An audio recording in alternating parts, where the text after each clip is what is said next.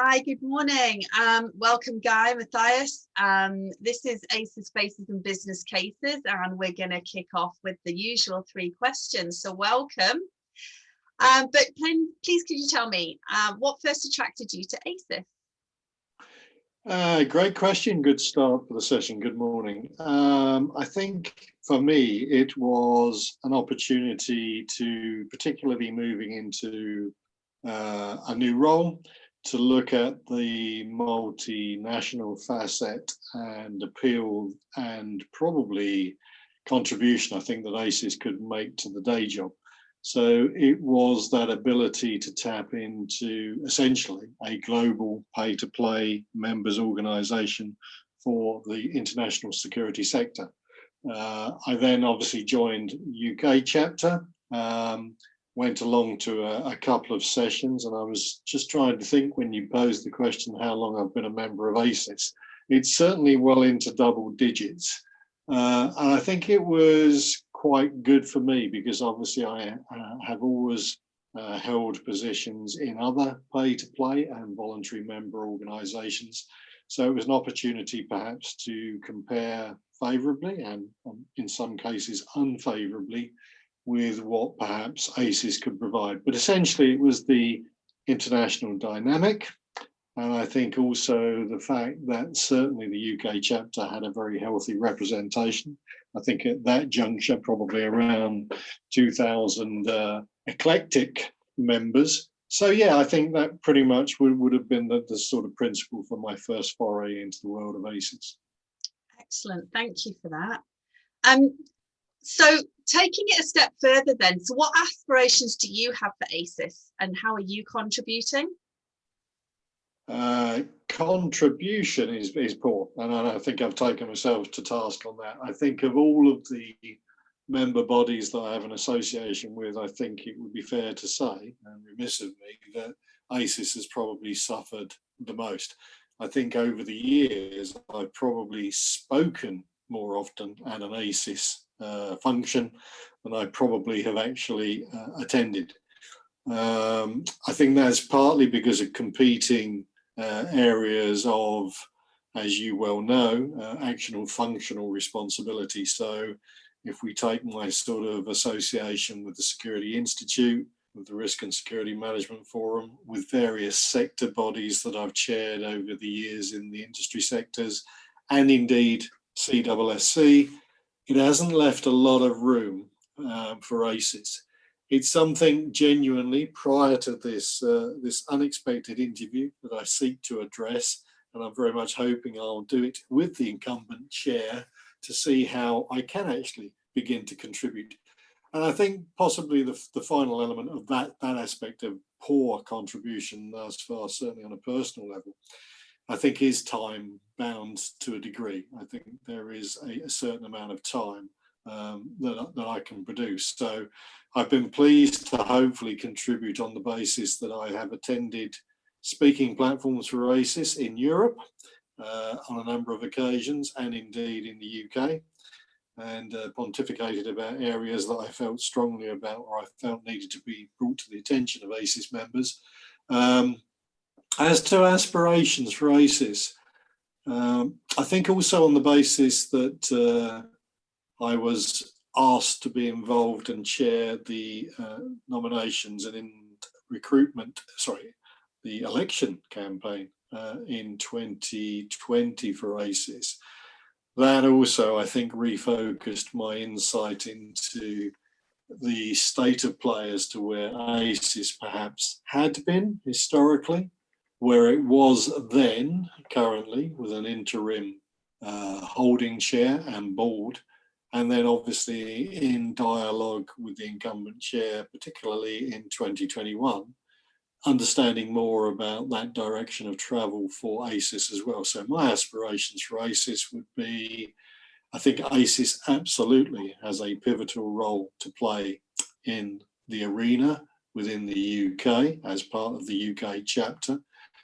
I think there is, and I'll come on to this perhaps further in our conversation, but I think there's also an element of trying then to see how we can marry ASIS to other organisations in terms of dialogue and in terms of collaboration. But I think the aspirations for ASIS are to restart what I think is a very effective body and organisation. And I think there's a real opportunity there to ensure that ASIS is central to the thought processes within the public-private enterprise and how certainly government agencies, regulatory bodies would perceive our security world as security and risk professionals. And I think probably, yeah, an opportunity for ASIS hopefully to re-establish itself, recalibrate and reset. And it's a common theme. It's a common theme in other bodies that I'm involved, but that would be the aspiration piece I would have for ASIS.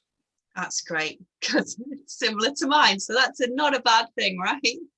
Absolutely. Well, that's good to hear. That's good to hear. So what is the one area of security you'd like to hear more about from our programs?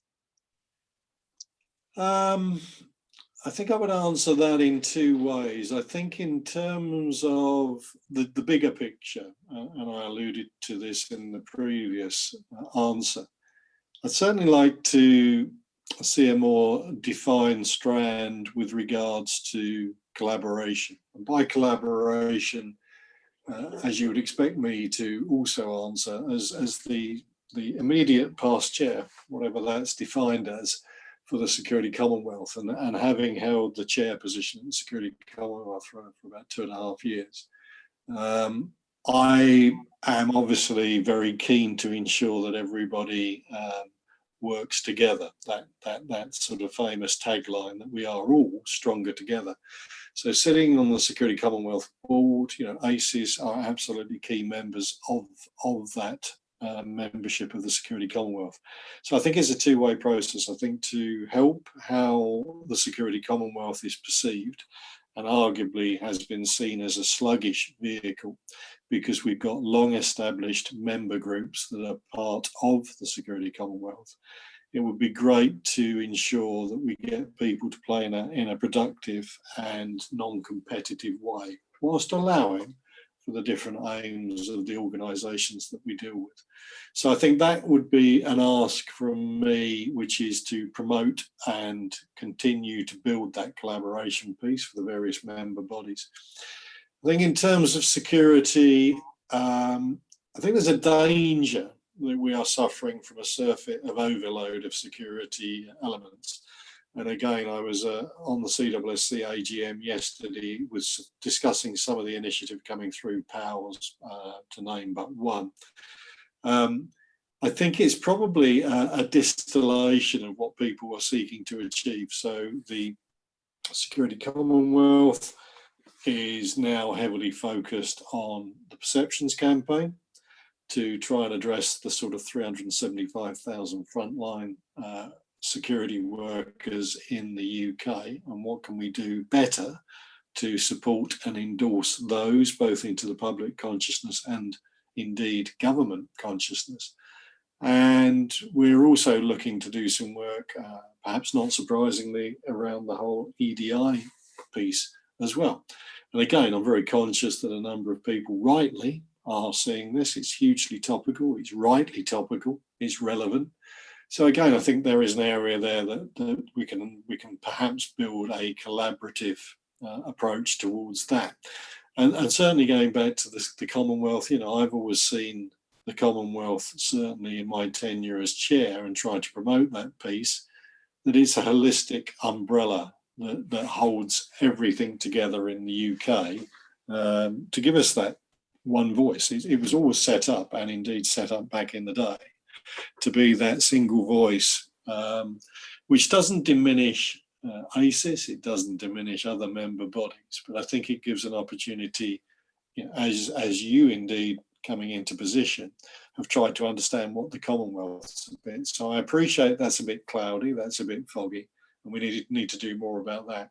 So I think in terms of an ASIS programme, I think which area of security? I think it's probably how do we develop the position that we have as member bodies, and ASIS is a significant member body. How do we persuade the public sector, the authorities, law enforcement, that security has viability in terms of what it can provide. Yeah, we have the bare basics, don't we, that we all talk about. We invariably have someone who is uniformed, someone who has a communications platform, and we have somebody who has an ability to have some degree of training. If we can enhance that training, enhance those communications, if we can develop that perception, there is a vast workforce in this country that could be enjoined to assist law enforcement. And looking yesterday evening at the first output from the Manchester Arena inquiry, very, very disappointing that even in a quick soundbite of which modern media is, failings in stewardship, failings in security, failings in terms of how things were addressed, how things were dealt with. So I think probably one thing from ASIS, why wouldn't you lean into something like the Manchester Arena inquiry and say, how can we improve those standards? And I speak as somebody who in a previous member body was given the standards portfolio. I struggled with it. So I think it is an opportunity for someone who is much more well-versed than I am to try and get to grips with what standards means. And I think it would be helpful to have a scoping workshop to say, actually, what does standards mean? It's not necessarily about whether that person is wearing a tie. It's that element that says, what do I do if someone reports to me that somebody's been wandering around with a rucksack for 2 hours? Yeah. And the body language, even last night on the CCTV footage, was somebody having been told this, walking away, doing this. And for the purpose of the camera, folks waving their arms around in a nonchalant attitude. Yeah, it's a very sad and sobering experience to get that very first element. I'm looking forward to reading the report. There are 2 other tranches to come from the report that focus on law enforcement and the intelligence agencies, and that will be quite telling, because we should also be pointing out, I think, as ASIS, and we should have the courage to point out as ASIS, to actually push back and go back to the authorities and to law enforcement and say, actually, you know what, folks, you didn't get this particularly right either. And we should have that ability not to have us and them. Yeah, ASIS, other member bodies shouldn't be seen as, well, they're all corporate, they're all organisations.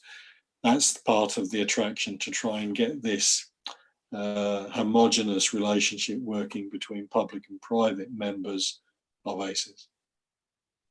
Well, I think what you've sparked there for me is absolutely a bit more digging around this, and absolutely bringing people together, which you've alluded to through the Security Commonwealth.